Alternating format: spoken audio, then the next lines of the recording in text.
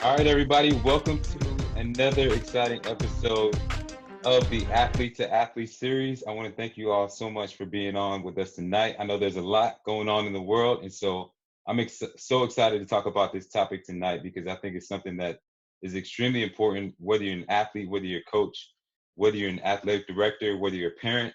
This is a very important show. We got some very exciting guests that are going to be able to really share some powerful insights, tools, and tips to help you improve in the area of leadership. And so, first and foremost, my name is Rennie Curran. I am a former professional athlete, keynote speaker, author, and the CEO of Game Changer Coaching.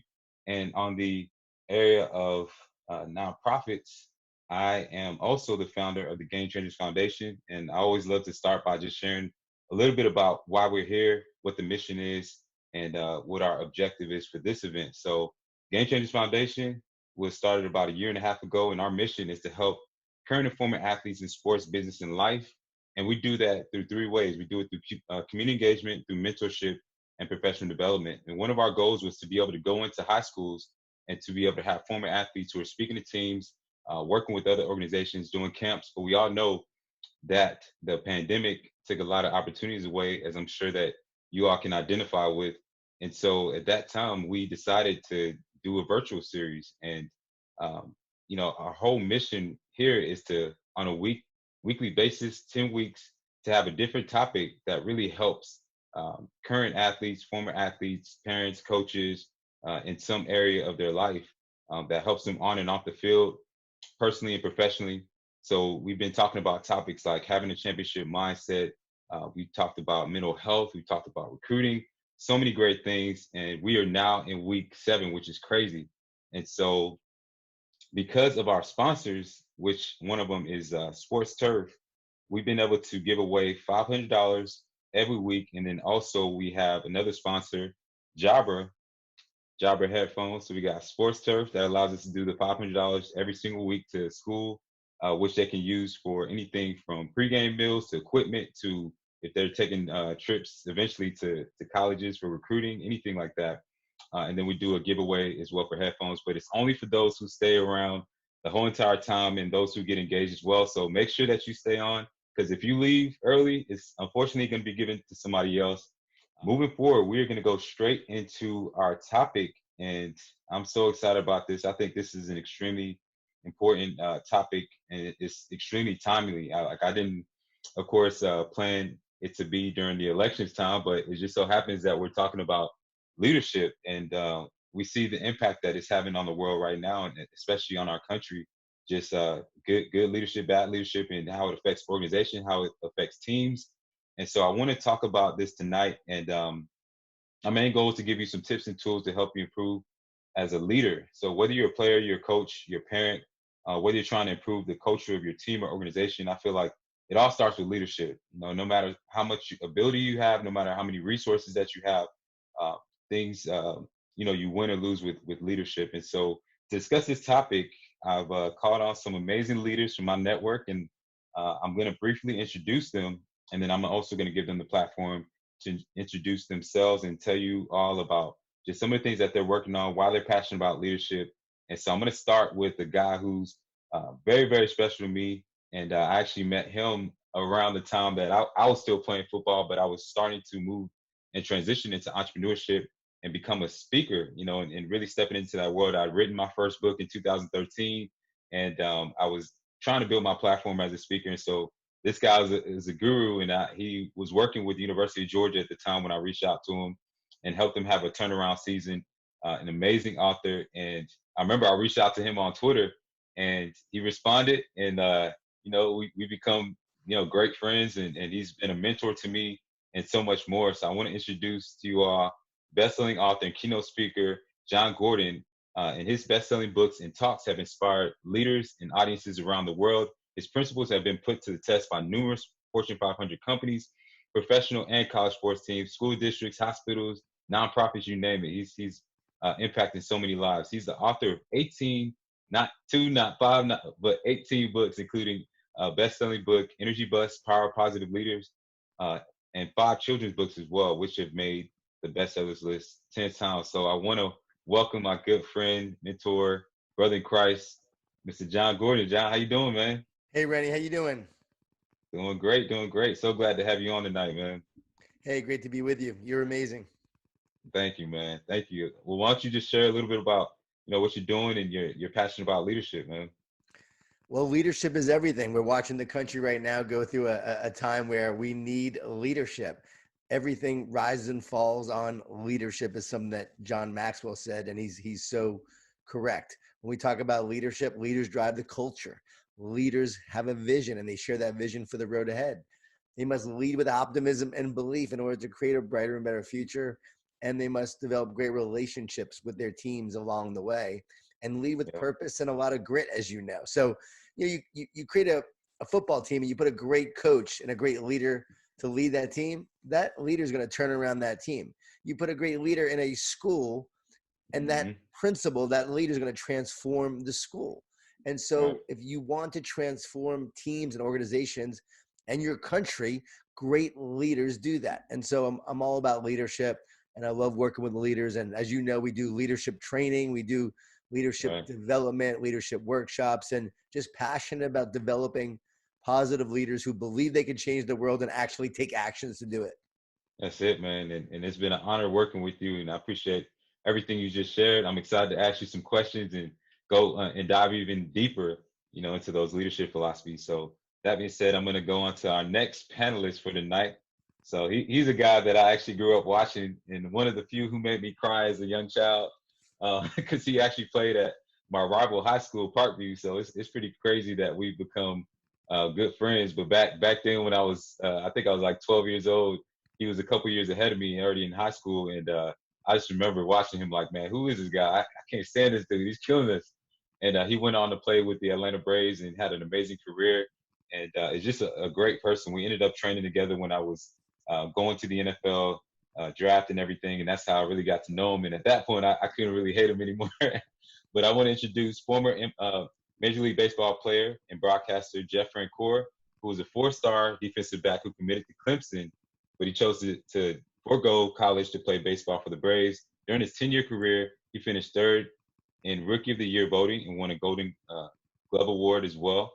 And currently, Jeff Francouer is the lead TV analyst for Atlanta Braves games. So, Jeff, welcome, man. Glad to have you on. Thank you, man. Hey, the only one thing I wish is I was either 3 or 4 years younger, you were 3 or 4 years older, so we could have lined up with each other. But we had Oh some yeah, great man. battles, man, and it's an honor to be on with you tonight. Oh yeah, always great to have you on, man. And just share a little bit about what you're doing and your passion about leadership. Well, I just had my fourth kid, so what I've been doing a lot is changing diapers and babies. But besides that, I grew up from a young age with a dad who was in education. My dad Mm, was assistant superintendent for 36 years in DeKalb County. So everything for me from when I was a young kid was about education, about leadership, about that kind of stuff, which was way more important than sports and where I was. So for me, I always felt like exactly what kind of John said, where we're at right now is you need people to look up to and yeah, kids need people to follow. And, I think when you're out there, as well as I do playing football at Georgia and a big school and some big things, people look to you at certain times. And there's some yeah, people that you look and say, I'm going to follow that guy. And there's some people that you look and you say, I'm not following that guy. yeah. And, Seriously. my dad used to always say, which one do you want to be? That's good. That's good. I love it, man. I'm excited to actually both of you all some questions, man. So thanks for everything you shared, and I'll move on to the next and final panelist, who is another guy that I met along my journey. We're actually former teammates when we're in Tampa Bay with Greg Schiano, which was we can talk about bad leadership, but won't get too much into that. That's another conversation for another day. But met Thomas, man, and we instantly had a connection and been able to be great friends over the years, man. And he's somebody that challenges me. Like they say, iron sharpens iron. And glad to have him as a brother. He's a fellow speaker and author as well. And I'll tell you a little bit about him. Former NFL player and author Thomas Williams is the author of Permission to Dream and The Relentless Pursuit of Greatness. He's a professional speaker, NFL player engagement ambassador, and the president of TRW Inc. And one of Thomas's main passions is coaching both college and professional athletes on the inevitable transition to life beyond the scoreboard. So I want to welcome you all, you Thomas, to the Athlete to Athlete series. Thanks so much for being on tonight, man. It's an I honor. appreciate it, man. I appreciate it. Thank you. Thank you so much. It's awesome to be here with both John and Jeff. It's awesome, man. Thank you. Thank you so much. As you were talking about the leadership with Coach Shiano and just Yeah. laughing, it's one of those things of understanding that leadership is a learned quality. Yeah. Greg Schiano was one of those guys who came from college and he had enough success to go to the next level and take that step. And so seeing him, there in Tampa Bay where he was talking to grown men, kind of like they were 17 and 18-year-old kids was really interesting. And it was funny to watch when he was there. I remember the story. He came up to, I think it was Rondé Barber, and he asked him, he said, "Hey, where's your pencil? Aren't you taking notes?" He's like, "I've been in the NFL longer than you've been a coach." So, man, this is awesome. Awesome to be a part of it, man. And very similar to like your passion, I love what you're doing with Game Changers because very similar to me when I got done playing, my passion and goal was to help athletes transition, seeing that there's not too many resources, but there's so many of us who chase and pursue greatness when we're playing, whether it's baseball, football, basketball, whatever the sport is. And then we just kind of accept this mediocre or mundane life. And so pursuits of greatness. Right. And then also what I do at USC with teaching the student athletes of how to transition into college is something that I'm extremely, extremely passionate about. Yeah, man. Well, I'm excited and love the work that you're doing as well. I'm always rooting for you and in your corner, man. And I'm excited to see what you're going to continue doing. So let's get into these questions. So I'm going to ask a specific question for each panelist to start. And then after that, I'm going to have a general question that's open to any panelist to answer. And as we're speaking, I want the attendees to really think about, what questions that you can ask as well. This is your chance. You're not going to get many opportunities to be in direct contact with these gentlemen right there. These are high caliber leaders right here. So make sure that you really think about what questions you want to ask, and you're going to have the opportunity to get it answered live. So that being said, we're going to start with you, John. So your question is, when did you start your leadership journey, and who was the person that really inspired you to lead? I think I started my leadership journey when I got married, I would have to say. Like really in terms of, I would like to say I was the leader when I was younger. I was president of my fraternity. I played Division I lacrosse at Cornell University where I had that experience right on a team in leadership.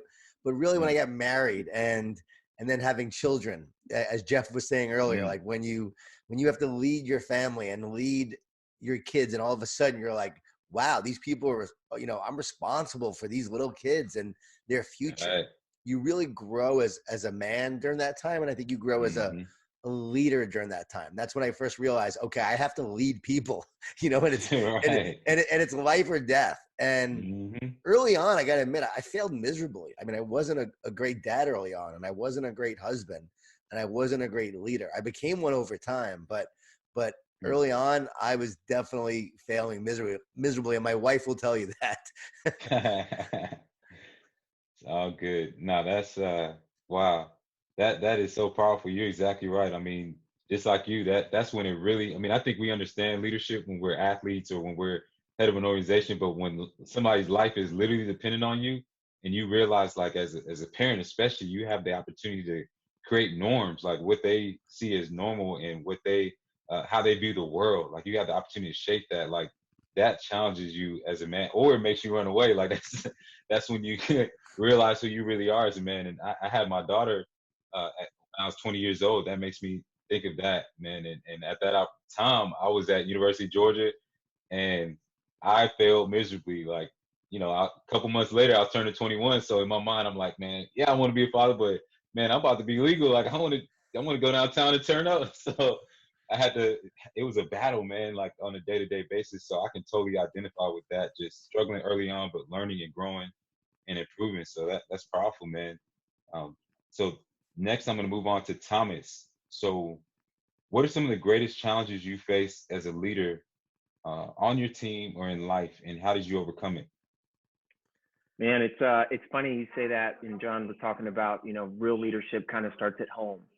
And, thinking about my whole entire life being an only child, and then two, playing sports, you always think you understand leadership. Like you've read the books or, you've studied from great mentors and coaches and teammates. And then it's true. I just became a dad in May. And so that's like everything that I've talked about, everything that I've expressed is actually coming back to me saying, you know, kind of time for you to eat your own dog food. You know, do you really believe that? Is that really what you want? And so I'm learning and navigating that. I would say that one of the greatest leadership lessons that I've learned from the teams that I played on is that understanding the role that you play. And, you know, coming out of high school, being a 5-star recruit, like a lot of athletes, you know, you think the show's all about you. You go from being, you know, the biggest fish in the smallest pond, and now all of a sudden there's this ginormous pond and you're a small fish. And for me, I redshirted. And it wasn't until, you know, I got to college and Coach Carroll said, is what you're doing going to help us get to the Rose Bowl and win a national championship, or is it going to hurt? And that moment, it was, are you here to be the star of the show like you think you are, or are you here specifically to help, sometimes to help the star of the show? And so being a red shirt and having to help. And that was one of the biggest things that to help me understand it. So that's the advice that I have. I love that, man. Just like you said, that perspective or that shift. I feel like we all have to go through on our journeys to becoming leaders, from going from focusing on yourself to focusing on others. You know, for so many of us athletes, it is like when you look at getting that scholarship or going to that next level, a lot of times you're focused on your performance. What are my stats? You know, how am I looking on film? My swag, you know, what's my jersey looking like all those things that don't really matter. And then as you climb, as you grow, man, as a teammate, it's like it becomes more about others. And then also off the field, that's one of the things I realized too, is that the higher you climb, the more leadership chooses you. Like for me, I was that undersized linebacker. I was the guy who, you know, wasn't considered to make it at Georgia. So as I did make it, like I just remember hearing from parents like, man, can you just talk to my son? You know, can you? And it just made me realize like this is much bigger than football. And so you hit it on the head, man. Just that transition going from focusing on yourself to focusing on others, and sometimes being in that support role. So Jeff, you're up, man. So in a sport like baseball, that can a lot of times, you know, to the point of what I just said, it can be focused on the individual. How did you try to lead your team and kind of establish yourself as a leader? Well, I think y'all can know right now with baseball and the way it's going with some of the, it's a lot of look at me, look at me, look at me, look what I'm doing. And, you know, it's great. You know, there's a lot of great players in the game, but, you know, I always said I wanted to be that player that people wanted to go out there with every night and play with. They knew I had their back. They knew I was going to be there for them. And I had two people that taught. Bobby Cox, I got a chance to play for, who I think is the greatest manager of all time. And the fact that he really was remarkable, that you could win 5 games in a row or lose 5 games in a row. And he literally was the same person every day after the game, when you got to the field the next day. You know, Huge. telling you, I'll never forget my first full year in the big leagues in 2006. We went on a West Coast swing to start the year in LA and San Fran. I was 2 for 26 with like 14 strikeouts, which y'all three could have done better than me in that series. I'm telling you, it was so bad. And, you know, I remember getting home and I'm thinking, Bobby called me into his office and I'm thinking, God, I'm getting sent to AAA already, you know, like, and I walked in and he was like, you know, Frenchie, you're going to play outfield for me every game this year in right field, and you're going to bat 5th or 6th. So go out there, relax, have fun, and play. And I'm telling you what, it was amazing, the bricks that came off my shoulders, and I started having fun, smiling again.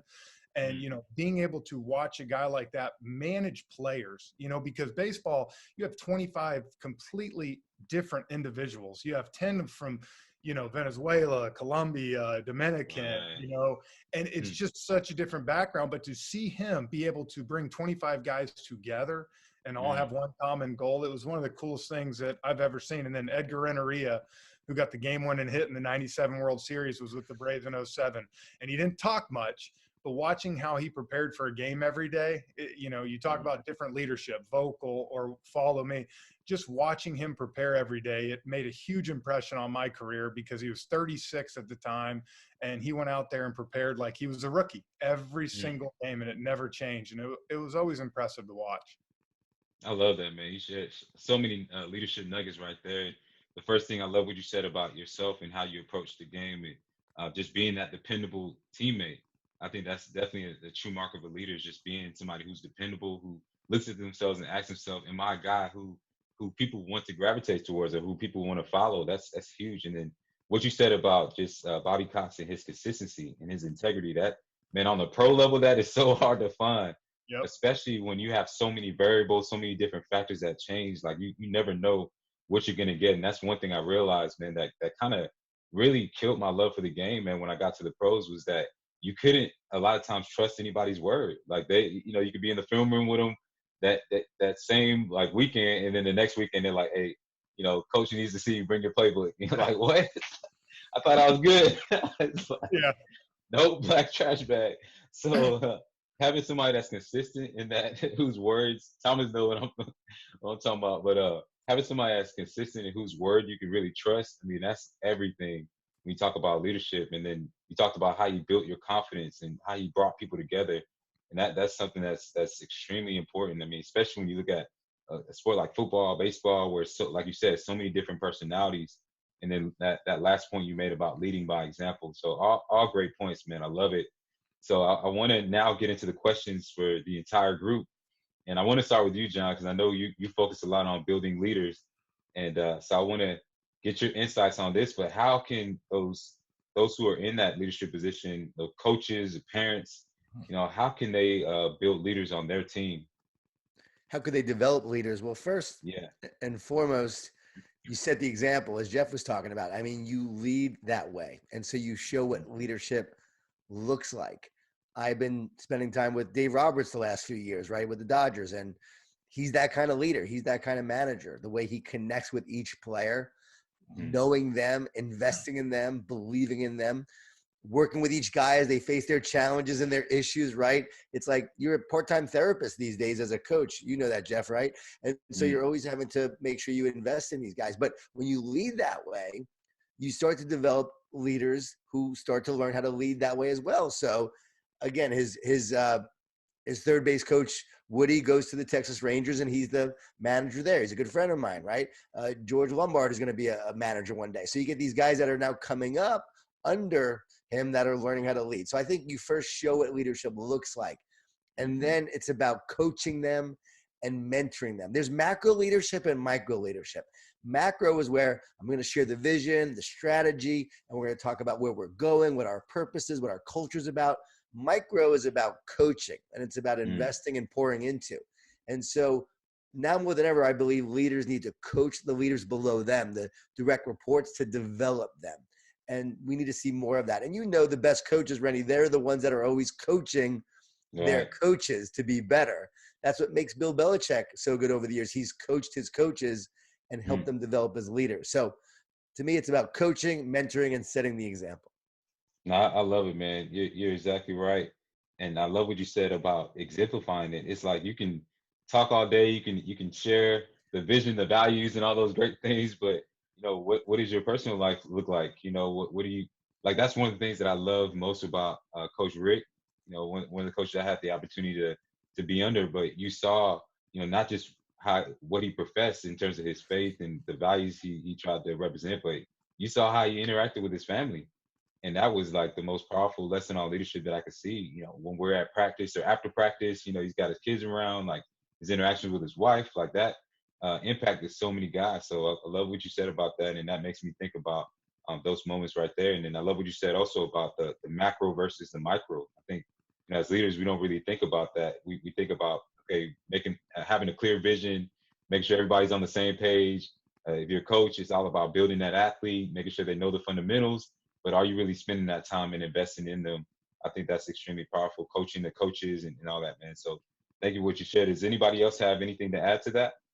Well, I'll go on top with John talking about Dave Roberts, because Doc's a good buddy of mine, and, coached me when I was in San Diego for a little bit out there as a bench coach. And I think it's funny because here's a guy in 17 and 18, lost the World Series. Last year in 19, the last 2 years I've done for TBS, I did the NLCS in 19, and then this year I did the ALCS for TBS, which was a blast getting to cover these guys. But getting to spend a lot of time with Doc last year, I did that series with Ernie Johnson when they got upset in the 5 games to the Nats, and a lot of the talk was, is he going to get fired? They spent $220 million. So then fast forward to this year, which kills me as a Braves fan because, of course, I think we know the Dodgers beat us. But, you know, they were down 3-1 to the Braves, down in the 6th inning. And as one of my good buddies says, Dave Roberts was 11 outs away from being on MLB Network in January as an analyst. Dave's credit, if you watch in the dugout, because they kept showing he was the same guy. And you talk about that because your team, even the great teams like the Dodgers and the great players, are going to look to him to see how he's acting. If he's up there moving his legs and doing it, and Doc's the same guy. And I think that's one thing when you talk about Coach Richt and these different guys, when you get beat 40-10 or you're winning 40-10, you need to be able to, a leader needs to be able to show, you know, that I can lead when we're up and I can lead when we're down. And, you know, there's different things to it. And I think that to say, John, I think you talked about with Doc, I was super happy for him to finally get rewarded with what I thought had been coming for a while for him. And that's such a great point, Jeff, because so many people look at the Dodgers and say, oh, they have such great players, blah, blah, blah. But if you look at years past, they've had great teams, but they didn't win it. And they don't realize that the reason why they've been so consistent as a team and so successful, made it to the World Series, is because of Doc, because of his culture, because of his relationships, because he kept that team together when it could have fallen apart many times. People don't know all these stories and don't know behind the scenes, but he did so many things that really exemplified great leadership, and yet the outside world doesn't see it. And then you win, and everyone says, okay, he's a World Series manager now, and he won, and now he's a great manager, great leader. They don't realize all the things he was actually doing behind the scenes. But consistency is everything. Like, you have to be consistent. If you don't have consistency, you lose the trust of your team. And if you don't have trust, you don't have a strong team. So it's the consistency that breeds trust. It's why when I talk to teams, I say you can't be moody. There's so many teams that are just moody, right? And if you're moody, your team doesn't know what to expect from you. They don't know who they're going to get today. And there's no trust with that. So as the leader, you got to be consistent. And you might be, you know, tough. You might be a guy who yells at your players, like, but people know it. Like, I work with Clemson the last 8 years. You guys know that. And Dabo's going to yell at you if you mess up. People think he's all Mr. Positive all the time. No, he's going to get on you, but they know he's going to love me and he's going to push me. And he's always going to be that way. And so they know what to expect all the time. That's so real. I love that. You're exactly right. I mean, same thing with Kirby. I mean, when I watch Kirby coach, this dude look like he's going to have a heart attack, but it's like the players are so used to it. And I'm just watching like, hey, how can they take this? But like you said, they're used to it. They know what they're going to get. They're going to get somebody that pushes them, man. And I love what you said about how the saying you said, consistency breeds that trust, man. That is so true. And keeping that composure as a leader, whether things are good, things are bad. I mean, that makes me think about, even though I can't stand them, Nick Saban, Bill Belichick. I mean, when you look at these guys, like when they're down, it's like there's always a recurring theme. You can tell in their head, they just like, they're unmoved. I remember when the Falcons were playing them, right? The Super Bowl, the Falcons got up on that big lead, and then they flashed over to Bill Belichick. Why we got to talk about that? I know. I mean, I hate talking about it, man, but that will always stick out in my mind. Just like whenever they go over to the sidelines, it's like Bill Belichick was like the same. I mean, this dude was like had that stone cold look, like, and you could tell he was unmoved. Like his mindset was just fixed on winning, on finding solutions. And I thought that was so powerful. Even though I can't stand those two, but I mean, it's Rennie, that's also that's such a great, you know, example of exactly, you know, when the leaders and the generals are, you know, directly affecting like the people who they're leading. And so all the cultures and all the places where I played on, you know, I was in New England, and the same thing is that Coach Belichick would come in on Monday and it was almost like you thought you lost. And it's like, we just won by 3 touchdowns. And this is coming off of playing, you know, with Coach Carroll, and we won, you know, all these games. And Coach Carroll, at the end of some of these Rose Bowls and national championships that we won, he said, you know, if any of you guys go to sleep before 1 o'clock, I don't want to see you on the football field next year. And like that, you know, just the difference. And so it's kind of one of those things of like, can you be one without the other or the other without one? And I think it's just the authenticity where Coach Carroll knew who he was. You know, this is who I am. We're going to play music. We're going to have fun. We're going to do it better than never been done before. And Bill Belichick told us every year before training camp, look, we're going to go double days in full pads until I get tired. But you guys have a good break off. And when you come back, we're going to go to work. And you're like, oh my gosh, but they both knew who they were. And, you know, I think that's the thing about leadership is that when you know who you are, You don't have to try to Mm-hmm. be, I don't have to be Jon Gordon. I don't have to be Jeff. I don't have to be Rennie. I have to be me, because the people who are looking up to you saying, hey, what is it about you? Not what is it about you that you read Jon Gordon's books, or that you follow Jeff, or that you studied Rennie's career. It's what is it about you? And I think that's more than anything, is that, can you be who you are? Because especially right now, the rest of the world can't wait for somebody to be who they are, because we're exemplifying that they can be who they are as well. No, that's awesome, man. I love it. That authentic leadership, man. That's powerful. So I got another question for the group, and this is for a lot of the athletes who are on here today. And I'm sure you guys have either been in this position or you've heard from an athlete who has been in this position. But what advice would you give to those athletes who are intimidated by leadership? And it can be people as well, because I know when you talk about leadership, sometimes people think that you have to be perfect and you have to walk this straight line, and then they don't even want to approach it. They don't want to get in front of anybody because they feel like it's going to bring a bad light on them because they don't walk exactly that straight line. So what advice would you give to those athletes who are intimidated by leadership or aren't sure that they have what it takes? Anybody can answer this? Yeah, well, I'll say that I think leaders lead in different ways. Like I said, you have guys that are vocal. You have guys. Freddie Freeman for the Braves. He has become a great leader the last couple of years. He never Mm-hmm. talked for 8 years in the big leagues. I mean, he literally was that quiet guy. When I was my last year in 16, I had to urge him all the time, like, go do something, say something. These guys are dying to follow you. And one of the cool stories was Buster Posey, who is just awesome. World Series catcher for the Giants. Great Georgia boy. But I always loved the story Bruce Bochy told in 2010. It was during the playoffs in the first round, and he'd only been up like 2 months. And Tim Lincecum was out there throwing. He finishes the 6th inning. They walk in, and Bochy's on the phone. And remind you now, Bruce Bochy's this manager that's won all these games. And Buster looks and goes, "What are you doing?" And he was like, "Well, I'm calling the bullpen." And he goes, "No, Tim's still got 3 more batters." And Bochy looked at him kind of like, "You telling me what to do?" And so, he trusted his catcher, and he left him in there. Lincecum got the next 3 outs. And then he said, to make it even better, Buster came by him and goes, "Now you can bring the reliever in." And he was like, "That son of a," and but I love that. That's a guy that's confident, that knows what he wants. And he came in, even though he was a rookie, he got the respect of that whole team by taking over that. And so I don't think there's ever anybody that's too young. You don't have to be an MVP to lead. We see some of the best leaders on the team sometimes are guys that, don't play all the time. So I think you just sometimes got to go out there, man, and get uncomfortable and do it. Yeah, that's powerful. Taking initiative. I love it.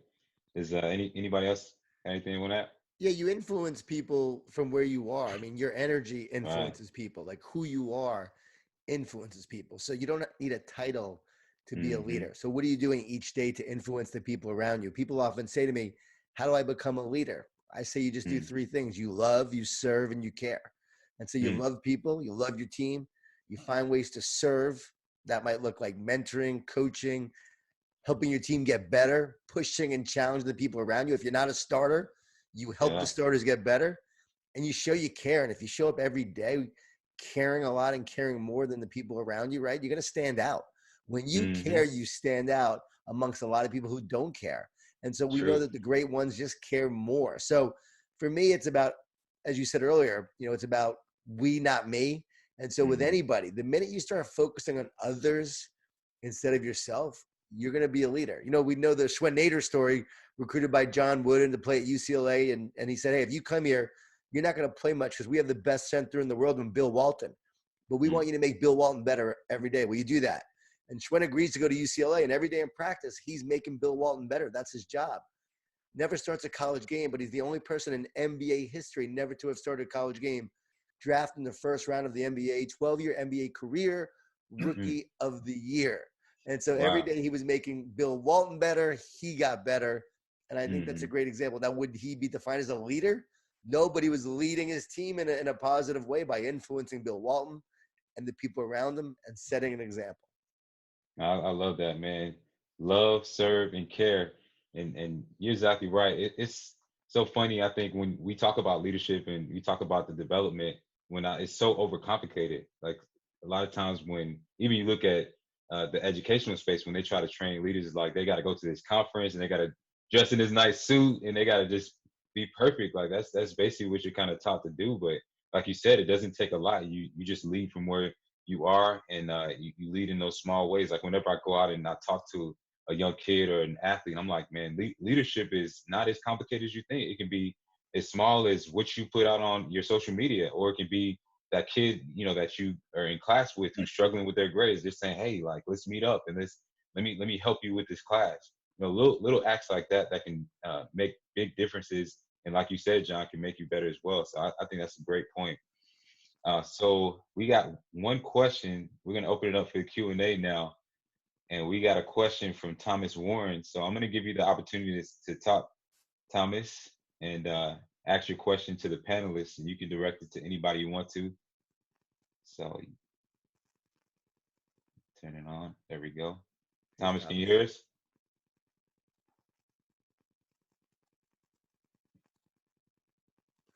Thomas just has to unmute himself. Yeah.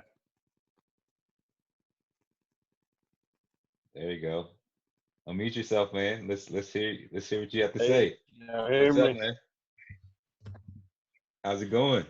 Hey, I was just wondering about y'all. Thomas, your connection's kind of bad, man. We might have to have you type it in the or actually it's in the chat box, so I'll just bring it up. Yes, sir. Yes, sir, that sounds good. So Thomas asks, do you think leaders are naturally developed, or do you think leaders are natural, or can they be developed? So that was a question that Thomas had. Appreciate you, man. Let's see what Thomas thinks. Thomas and Thomas, that's a great name. One of the things I believe that, nature versus nurture, but with this situation, I really do think that leaders can be developed. I mean, it's a skill set, and it's also a gift. I mean, I think some of the best leaders have, in their different books that they've written and the different people who they've quoted, they talked about somebody that came before them. Just like every great coach talks about another great coach that kind of, taught them or showed them. One of the best leaders that I ever had was my college coach, Ken Norton Jr. And the greatest thing he ever taught me was you coach the person first, because once you coach the person, the player will soon follow. And once players feel like you're coaching the person, that you care about them, because we've all played sports and we know that, man, that coach just wants me to score a goal. They just want me to hit a home run. They just want me to make a tackle. They don't really care about me. But once Coach Norton was like, well, what do you want to do? What do you want to do? How do you want to get there? And he helped us get there in those things. And he taught us little clues along the way. Some of the things about, special players play special teams. And I was trying to think to myself, what do you mean special players play special teams? The special players, they make the game-winning tackle or the game-winning touchdown in the fourth quarter. No one cares about special teams. It's when you leave your seat, you go get your drink, you get your snacks, and you go to the bathroom, and then you come back for offense and defense to play. And he said, absolutely not. Thomas, special people. Do you want to be a special player? I said, of course. He said, well, then you're going to have to play special teams. And then it was inside of that, we're learning that when you do the things that no one else wants to do, and you do it with so much energy, so much passion, when you're just excited about doing, then other people start to pick up on that and say, wow, that guy Rennie, he's doing the things that nobody wants to do with so much enthusiasm, so much passion. And then they start to ask you, hey man, what's in your Kool-Aid? What did you eat for breakfast this morning? And then you start to tell them and you say, hey, we could do this. We could really do that. And then that's when you can start to get the teams and the cultures to start to believe, like John always mentioned, from the inside out, not from what's going on in the outside, but from the inside out. And so for sure, absolutely, without a doubt, can be developed. However, here's the thing. We have to make sure what we're inputting, what we're taking in, so that we can then give it greater output. So the people who we want to emulate, the great leaders, the coaches, the professionals, the people in the world, are they doing the great things that you want to accomplish? And if they are, follow them. Just get down and start taking notes on what they're doing. Rennie, I remember watching Ray Lewis. How many push-ups? He'd take a deck of cards and he's flipping them over.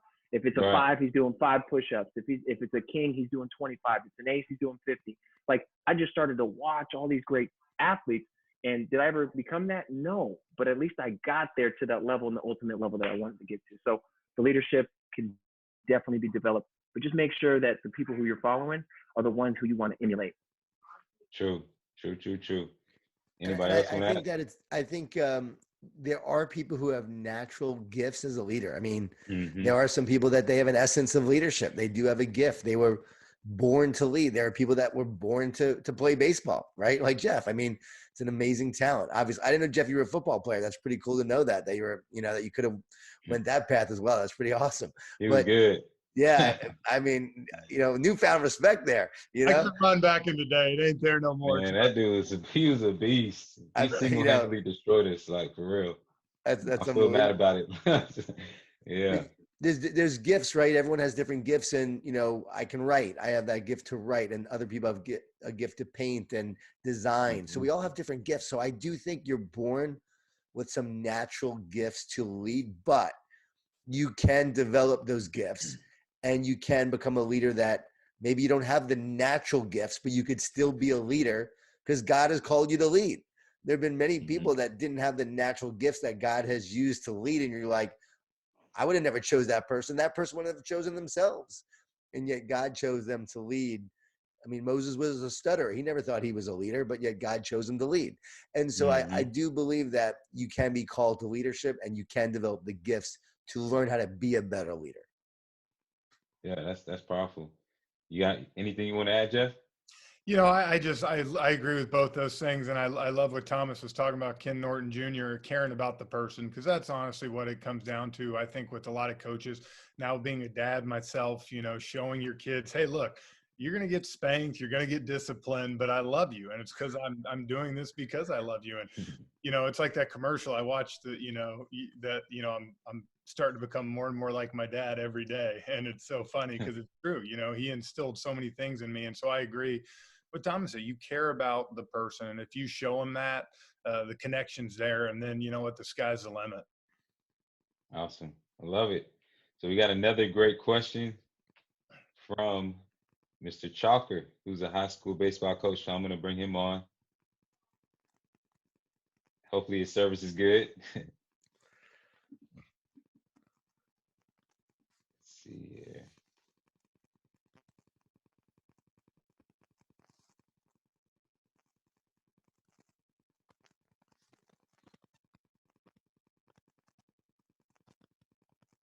All right. Yeah, what's going on, Coach? Good to have you on again. Hey, thanks for having me. Yes, sir.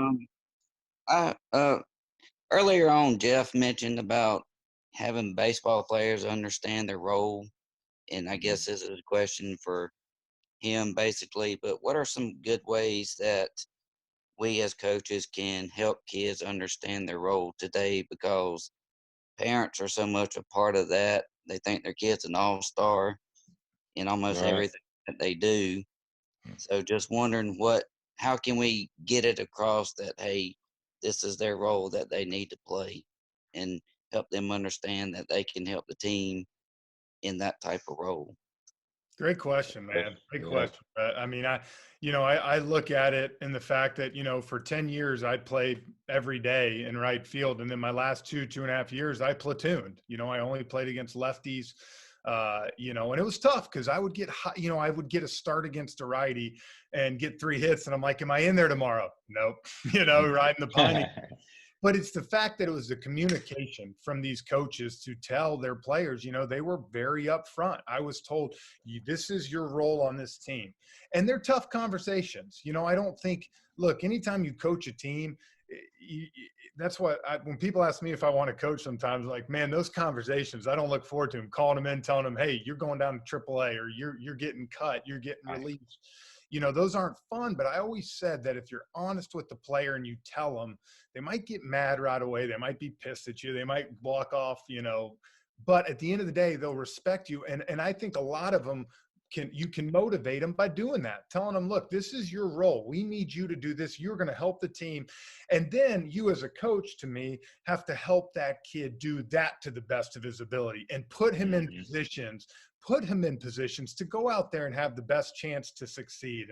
And I think that's a great question, because I really do. I think you have to be honest with the player. I know, as Rennie said in the NFL, he was lied to. Same thing for me. I had a few coaches and I'm like, you know what? I'd rather have you tell me that I suck and you don't want to play me today than tell me it's because this or this, So the more you're honest with the player, I think you give them the chance to make themselves better, or at least for them to have the expectations of what they know. Okay. That's good. Thank you. That's good. Anything Great you want to question. add, John? I love that. No, that's just so good what Jeff just said. And Yeah. for me, it's about also the parents, communicating to the player. And if you have to communicate to the parents, maybe you do. I don't know. I mean, you guys would know better than me in this day and age, but I really believe like, hey, the parents are part of your culture, whether you like it or not, because they are talking Mm-hmm. to their child all the time. So Right. at times you may want to tell the player to go home and share with the parents what you said, or even have a conversation with the parents. Say, look, this is not open for discussion. I'm just telling you why I made the decision, and this is what's happening. I don't believe parents should be involved in those decisions, right? They should hear about the decisions. They should be told the decision. So the more you communicate, the better off you're going to be, because where there's a void in communication, negativity will fill it. And so the Yep. more we have these voids in communication, we have problems with teams. So as a leader and a coach, your job is to make sure you're communicating, getting everyone on the same page. And as Jeff said, just tell the truth. Mm-hmm. It's better to tell the truth and have bad info, right, than lie. And so Right. people just want to know the truth. And the more they know that you're real and that you're telling the truth and you're authentic and being honest, they're going to trust you. I saw a superintendent of a school get a standing ovation when he said that 10% of the people in that room were going to get laid off. And he still got a standing ovation because he'd always been like that. He'd earned their respect and trust over the years, and they knew that he really cared about them. So he was very honest. So the more we're honest and upfront, the better off we're going to be, and the better off our players are going to be. Yeah, I Okay. totally agree. Thank And just to add to the communication piece, like Jeff said, just touching back to what he said about continuing to develop that athlete as well, because I think that's one of the things you definitely notice as an athlete. Like when you're not in that starting position, are you still being coached the same way as that starter is? Are you still being communicated to like that starter is? Is it they're that same type of relationship? And so I think it's easy to, as a coach, you have so many demands. You're trying to prepare the kids to where sometimes that kid that's not the starter can start to feel left out, or and then you compound that with a lack of communication, and then it like John said, that negativity fills its place. So that's another thing I would add on onto it as well too. But yeah, great job, guys. All Does right. that help? Yeah. Oh yeah, it did. Thank you. Thanks, Brad. Awesome, man. I Thanks. still remember my coach. I walked into his office and I was trying to talk to him in college about, why I wasn't playing well. I was going to play better. And he walked me towards the door and he sort of pushed me out. And he said, "We don't talk this game. We play it. Do it on the field." And that alone also was a great piece of advice I needed to hear. Like, just go do it. Don't talk. Mm, Just go do it. And that really changed me forever. Just that advice. My coach became a Hall of Fame coach. The Hall of Fame is actually mm, named after him. But he was like, go do it on the field. And he was being straight up with me. But sometimes coaches, when you're not playing, they don't talk to you. They don't tell you why. You might be a starter, you get benched, and they don't talk to you. And that really can mess with your head. right. So I think the coach needs to talk to you and tell you why Mm-hmm. they're making the decision and what you need to do to get better and how you can improve. And I think if Yep. you have a game plan and an understanding, it's going to make you feel better, but also make you work harder. Yeah, I totally agree. I see that happen so many times, and then that player who got benched or who got demoted loses their confidence, and then now they got animosity towards that coach and that team, and it just creates that toxicity, man. So you're exactly right. Rennie, that was perfect what you said, because it causes riffles in the team. Next thing you know, Man, pulling against the guy that's playing in yep. front of you. God, if Hmm. he fails, I'm back in. It's a bad culture. It's a losing culture. Yeah, I totally agree. And all it takes is one, bad relationship like that to really impact the entire team. Yep. And like you said, create like a bad morale, bad culture, and everything. So yeah, that was a great one. So if Thomas had to drop off, he said he had a class that he had to teach and everything. He's out west, so a couple of hours behind us. But does anybody else have a question before we wrap up? If nobody else has one, then we'll have you guys close out. Jeff Rich says, will role models stay role models and teach? Yeah, I don't know if that was a question or a statement. I'll get. Let me bring Jeff on.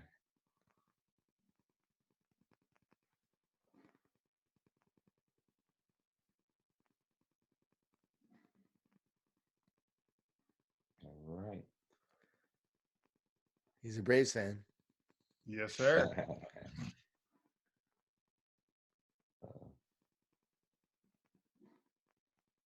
He was there for a second.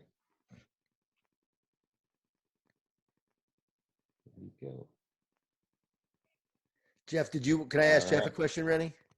Yeah. I don't know what happened to him. Jeff, in your experience, have you seen a leader grow in his leadership position? Have you seen a manager become a better leader over the years that you were there, or a coach grow as a leader where you watched them actually become a voice, a greater voice as a leader? Absolutely. You know what's funny is I played with Chris Woodward, who you were talking about out there in LA, and I saw Chris, who was this backup position player who maybe got 2 at-bats a week.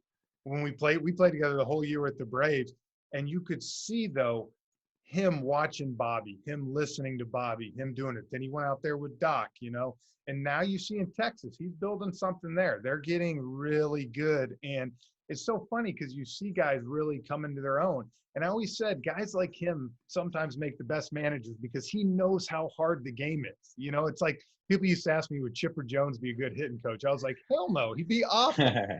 Because he'd sit there and say to you, why can't you do what I do? And you're like, right. That's the worst. I can't do it. But Chris understood how hard the game was. And so he, you always felt like he knew, okay, it's not easy to do what this guy's doing. So he had a different way to motivate you, different way to get you to where he wanted to go. So, he was one of those guys that I think you could see it coming for a long time that he was going to be a manager. That's totally. Great, man. I love that. And I know that's something that you talk about a lot too, John, is how great leaders lead with empathy. And I remember, this takes me back to my high school days, but I had a math teacher that was like that. No empathy whatsoever. Did not understand because she's been doing it for 30 years. So everything is like, you can't get this. This is simple math. And she was just like, you going to fail my class. You going to fail. Yeah.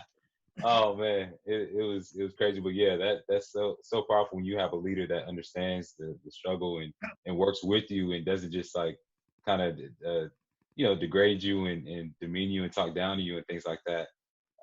So yeah, thanks for sharing that. So we are at our time, so we'll go ahead and have you guys close out. So starting with John, just give us your final thoughts and then let the audience know how they can get in touch with you as well. Final thoughts is that as a leader, you're always learning and growing. And I learned tonight, right, from the leaders on this on the Zoom, on this webinar. And so as a leader, you should be a lifelong learner, a student first and a teacher second. So what can you learn? How can you grow? How can you get better? The best leaders I meet and I work with, they're always looking for that edge. They're always looking for how they can get better. It's why Nick Saban still meets with younger coaches and tries to learn from them. Bill Belichick meeting with different minds all the time, picking their brains, right? Because there's so much we can learn from everyone. If you watch Sean McVay and the Rams, I've worked with Sean since he took over the Rams, and I watched as this 30-year-old guy, right, became an incredible coach and incredible leader, but he's also so great with his players, as we talked about earlier, his one-on-one relationships. Incredible. It's why Todd Gurley, with the injury that he had when he was with the Rams, it didn't become a big issue because he's making sure he's taking care of his players all along the way, and there's great communication. So we can always learn, we can always grow, we can always improve. And as a leader, we do lead from the inside out. I think most of all, if we're going to close on that, it's like the world right now, there's a lot of challenges going on, but we don't create the world from the outside. It's from the inside. Your spirit, your passion, your love, your joy, who you are on the inside transforms the world on the outside. And you don't have to be a victim of the circumstance. You don't have to be someone who allows the situation to define you. Great leaders define their situation. And so as a positive leader, which is, I believe you have to be a positive leader to be a great leader, you believe in a brighter and better future. And your optimism and your team helps create it. Pessimists don't change the world. So let's be positive leaders. Yes, sir. I love it. And how can the audience get in touch with you? Just jongordon.com is probably easiest. jongordon.com, Jon Gordon. We're Twitter, Instagram at JON Gordon11. Awesome, man. Thanks so much. You got so many amazing sayings, man. I think you're that quote bank, man. Yeah, who you are on the inside can transform the world on the outside. I love that. And pessimism doesn't change the world. So many tweetables right there Well, in a couple minutes. But I man, gotta come confess now. So Tony, I don't read as much as I should. I should read more. But Tony Dungy is one of my favorite coaches. I absolutely love him. I've read all his books. But so 2014, I get sent back to AAA after 9.5 years in the big leagues. And I was, after about 3 weeks in AAA, I'll be honest, I was ready to pack it up. I was ready to come home. I was feeling sorry for myself. And my wife came out to see me and bought me the energy bus. John's Wow. book, the energy bus. that's awesome. And I remember reading it. I read it 3 or 4 times over and over, putting different things. And, you know, sometimes, as my dad says, you need a swift kick in the you know what. And, you know, it was like, for me, I had to make a choice at that point. I'm playing with all these guys in AAA that have never been to the big leagues. And I'm feeling sorry for myself. And I'm like, these guys, you know, are feeling sorry for me. They're looking at me. And it totally changed my whole perspective. And, you know, I came to the field the next day, a whole different attitude, appreciating the chance to still play baseball, to be impacting these, you know, guys that we had. And for the next 3 months, I played down there in El Paso, Texas, and made some of the best relationships with these guys in play. And it always was cool because when I got called up, you know, they gave me a standing O in the room, hugged me, and it just, you know, sometimes, especially like you were talking about with things going on the way they are in this country, you can only control what you can control. And there's so many things that are out of our control. And so every day you just make people around you better. And if you do that, you know what, there's a good chance that you're going to be a better person for it. And you got a chance to lead people to do other things. So, you know, it's like I said, my dad was in education for 36 years and it was always kind of, you know, one way to do things. And so I've always said that treat people the way, you know, you want to be treated. And now announcing, I can see that. I go back and talk to all these players and I get all this info because, you know, I was a guy that asked them how they were doing, just said, hey, nice, you know, said hi to someone, you know, and it comes back, you know. So just as like I said, at the end of the day, just be courteous and make people around you better. If you do that, you'll be better for it. That's awesome, man. I love What an it. honor. Yeah. Honored that you read the book and amazing. Love When you came up after that, after your minor league stint, how many more years did you play in the major leagues after that? 3 more years. 3 more years. So you had to go sacrifice. You did that, but then you came out a better man, a better leader, and then 3 more great years in the major leagues. That's amazing. 100%. And I remember we were in Vegas on Easter Sunday, of all places to be in Vegas, right? Because there's their AAA team, and my wife was there, and she gave me the book. We read it, but she looked at me and she said, "Look, if you're going to feel sorry for yourself, you need to come home because I need your help at home with the kids." She said, otherwise, start getting base hits and work your way back up. And I'll never forget that. That's awesome. Wow, awesome, man. So how can the attendees get in touch with you? Well, no one's going to be getting in touch with me for about 2 months. We'll be changing diapers, but at Jeff Francouer, I guess on Twitter. I'm not great social media, but my email is jfranky, Franky, and then 12 12 at AOL. Awesome, man. The number you used to watch beat your team. Chill out, man. We're doing good. You don't got to do that. Oh, man. So before we wrap up, we're gonna do our prizes. So the most important part, and I'm gonna send you guys also a complimentary Jabra headphones for being a part of this as well. Don't tell Thomas, he left early, so he didn't get any comments. But all right. So our winner for the night of the headphones, this is gonna go to a special person, soccer player from Catawba. I don't know if I'm pronouncing this right, but Catawba College. Not sure what that is, but Madison Lewis, you have won a pair of headphones. And so congratulations on that. And now for our finale for the $500 gift, our winner tonight is going to go to the, I believe, president of the Touchdown Club of Chamblee High School, which is down the street from me. So Bill Armstrong, you are our winner tonight. Congratulations. I hope you all put that to great use. And thank you all so much for staying on tonight, for joining us for another episode of the Athlete to Athlete series. Once again, my name is Rennie Curran. I'm a former professional athlete, keynote speaker, author, and the CEO of Game Changer Coaching. And want to encourage you all. You heard so many great insights and tools about leadership and I don't have anything else to add, really. I mean, like Jeff said and like John said, just keep impacting the world, keep doing the right things, lead from where you are. That's something I took from John. And you know, you will be able to make a difference just by being a great person. We all know that there's so many crazy things going on in the world right now. So, like it's been said, control what you can control, and you know, let the chips fall where they may. Everything else will take care of itself. And you know, stay prayed up. So with that being said, we'll wrap up for the night, guys. Thank you so much again for your time and for being on. You guys were awesome. I want to give another shout out to Sports Turf for their sponsorship, and then also Dropper Headphones as well, and Rhythm Communications. And with that being said, y'all have a great night, and God bless. Stay safe out there as well.